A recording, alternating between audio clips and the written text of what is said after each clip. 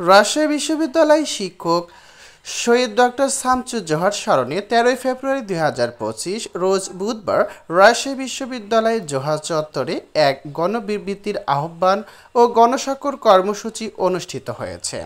শিক্ষার্থী, শিক্ষক ও সাধারণ মানুষের অংশগ্রহণে এই কর্মসূচি শহীদ ডক্টর জোহা দিবসকে জাতীয় শিক্ষক দিবস হিসাবে ঘোষণার দাবিতে গুরুত্বপূর্ণ ভূমিকা রেখেছে।